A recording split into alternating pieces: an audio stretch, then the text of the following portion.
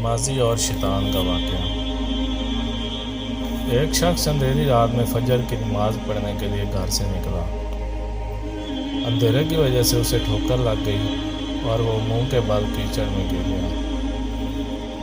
کیچڑ سے اٹھ کر وہ گھر واپس آیا اور لباس تبدیل کر کے دوبارہ مسجد کی طرف چل دیا۔ ابھی چند قدم ہی چلا تھا کہ دوبارہ اسے ٹھوکر لگی اور وہ دوبارہ کیچڑ میں گر گیا۔ کیچڑ سے اٹھ کر وہ پھر دوبارہ اپنے گھر گیا، لباس بدلا اور مسجد جانے کے لیے دوبارہ گھر سے نکلا۔ جیسے ہی وہ اپنے گھر سے باہر نکلا تو اس کے دروازے پر ایک شخص ملا جو اپنے ہاتھ میں روشن چراغ تھامے ہوئے تھا۔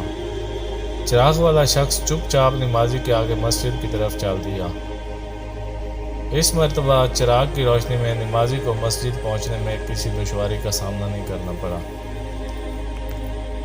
وہ خیریت سے مسجد پہنچ گیا۔ مسجد کے دروازے پر پہنچ کر چراغ والا شخص رک گیا۔ نمازی اسے چھوڑ کر مسجد داخل ہو گیا اور نماز ادا کرنے لگا۔ نماز سے فارغ ہو کر وہ مسجد کے باہر آیا تو وہ چراغ والا شخص اس کا انتظار کر رہا تھا تاکہ اس نمازی کو چراغ کی روشنی میں گھر چھوڑ آئے۔ جب نمازی گھر پہنچ گیا تو نمازی نے اجنبی شخص سے پوچھا، آپ کون ہیں؟ اجنبی بولا، سچ بتاؤں تو میں ابلیس ہوں۔ نمازی کی تو حیرت کی انتہا نہ رہی۔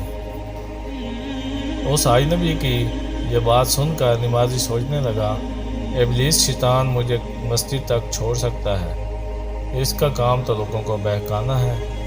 تو اس شخص نے بڑی حیرت کے ساتھ ابلیس سے پوچھا، تجھے تو میری نماز رہ جانے پہ خوش ہونا چاہیے تھا، مگر تم تو چراغ کی روشنی میں مجھے مسجد تک چھوڑنے آئے۔